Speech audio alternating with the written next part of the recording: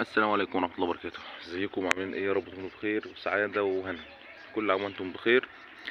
شوفوا يا جماعة، احلى حاجة في الريف كده انك تصحى الصبح تشوف المناظر الحلوة دي.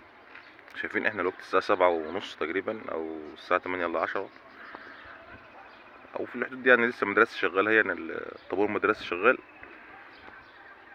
شايفين الصبح كده، حتى الجو لو هو فيه سنة برد، الجو فيه سنة برد بس ما شاء الله. يعني شايفين الجو عامل ازاي. يعني برضه الريف يعني ليه وضع تاني في الحياة بصراحة. يعني وضع احنا ما نقدرش نستغنى عنه. كلنا نتمنى مثلا نقوم الصبح نشم هوا حلو كده مش عارف هو بالرغم ان هو ساقع شوية بس حلو.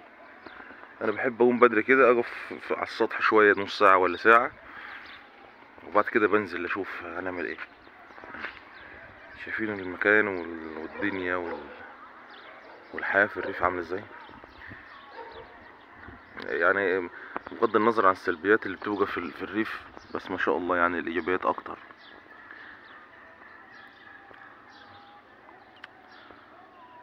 وطبعا كل مكان فيه سلبياته، يعني ما فيش حاجه اسمها ما فيش حته اسمها المدينه الفاضله. يعني كل حته فيها ايجابيات وسلبيات، كل مكان ان شاء الله حتى يكون فيه. بس الريف دايما ليه طعم خاص دايما. الصبحيه دي لو انت في الصيف وقمت بدري شويه، مثلا صلاه الفجر وقعدت لك ساعه كده وطلعت على السطح شويه تشم هوا، الله الله عليها. يعني احساس ما يحسش بيه الا الناس اللي فيها اصلا، الناس اللي موجوده هنا. حاجه نقيه كده الصبح تقوم تلاقيها نقيه، ما تحب تشم هوا، تحب تقعد، تحب تتفرج على المناظر بتاعت الصبح دي. يعني الناس رايحه على شغلها، الناس رايحه على حاجتها. يعني كل واحد رايح ارضه، وكل واحد رايح يشوف وراه ايه. في الريف طبعا كل الناس في الارياف هنا، بغض النظر عن الصناعيه اللي بيطلعوا البليطه الدهينه والناس دي، لا الناس الفلاحين، يعني الفلاحين اللي احنا منهم. كنا نحب دايما ان مثلا ناخد الجاموسة او البقرة ونوديهم الغيط، يعني ناخد الحمار. ناخد كل، يعني نروح للغيط اكن هو البيت. يعني احنا كنا بنروح الغيط اكن هو البيت بالظبط.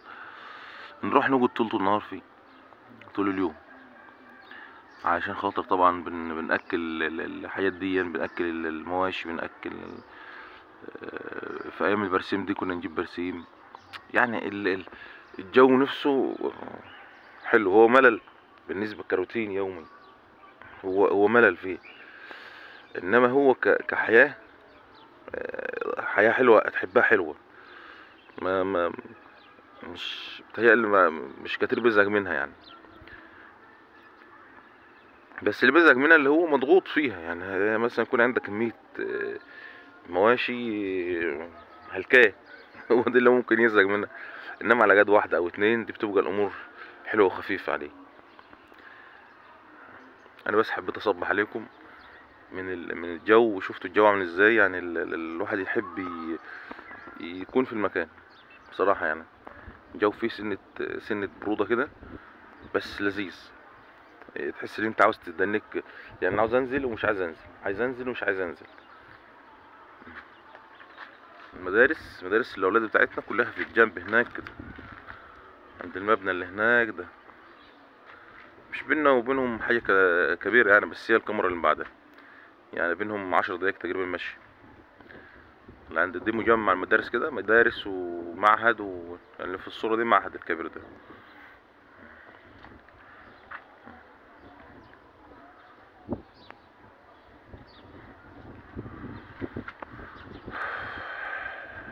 السما صافية ما شاء الله. ربنا يستر بعد ساعة أو اتنين هتكون عاملة ازاي. صباحكم نشاط وسعادة وحيوية، والسلام عليكم.